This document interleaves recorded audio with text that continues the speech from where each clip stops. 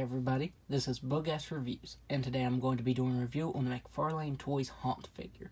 So before we take a look at Haunt, let's take a look at all of the accessories that he comes with. So first up, he comes with your standard Spawn base, and the ankles on mine are just a little bit loose, so he does benefit from using this base. Up next, he comes with his normal set of open hands. Up next, he comes with the set of hands that I prefer, the ones with the Ectoplasm effects on them. And they look really cool, especially with the effects here that wrap up his arms. These are glued down, but I feel like this just flows better with the hands with the effects on them. Up next, he comes with an Ectoplasm base, and it was actually hard to see, but it actually has a peg on it, so his foot does actually peg into that, and that looks really awesome.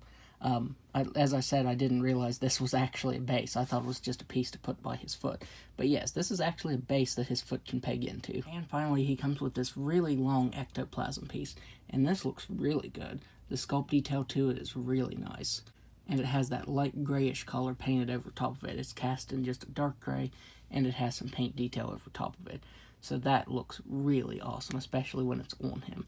So taking a look at this head sculpt, McFarlane Toys did an incredible job on this. Haunt's suit is sculpted so well. The texturing to it is out of this world. I like how he has that black shading by the eyes and on the top of the head there, and it even has some light gray paint over top of it. So it has that base color of gray, that it's kind of like a weird color. It's kind of like an off gray color, and then the black and the light gray. So this has a bunch of different paint detail to it. I like the way his mouth is sculpted and his fangs. My only complaint is I feel like his skin tone is a little bit dark. This kind of looks like a skin tone you might use for a character like Deadpool that's been burnt. So I do think that his skin tone could have been just a little bit lighter because I feel like it looks a little too dark. But other than that, I think this head sculpt looks incredible. And so does the body. All of the sculpt detail on it is so good. The texturing to the suit and the insignia there on his chest is sculpted very nicely. And there's a bunch of paint variation on it. I like how that gray color fades into the glossy black there.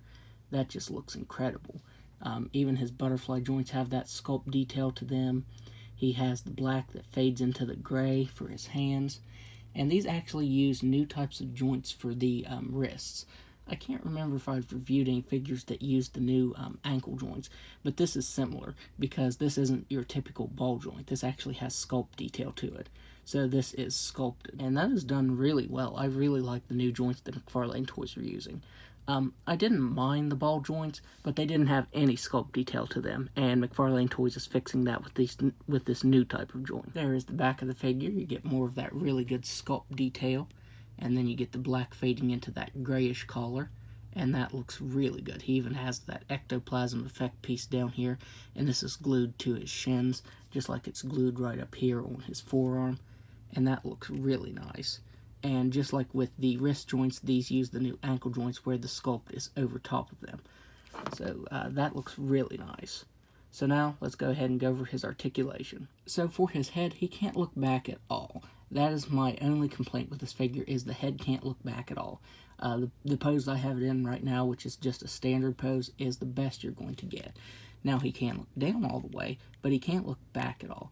I'm not sure why. It might be because there's so much sculpt detail back here that Todd McFarlane didn't want to ruin that, which I do understand that. But his articulation, if you want him to look up, is hindered. He can also move his head side to side.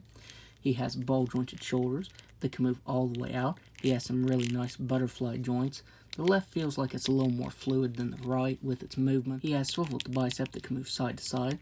Double-jointed elbows that can bend all the way in. These new wrists that can move up and down and spin all the way around. He has a ball-jointed diaphragm and waist that can move back all the way. And he can crunch forward just about all the way. And when you combine those, he can move all the way around and side to side. He has hips that can do a complete split. He can kick forward a really nice bit. He can kick back all the way. He has a really nice thigh swivel. Double jointed knees. Ankles that can move down all the way, up all the way, spin all the way around, and to articulation that can move up all the way. So now, let's do some size comparisons. So first up, here he is next to the Spawn figure that came with the throne. Here he is next to She-Spawn. Here he is next to Gunslinger Spawn.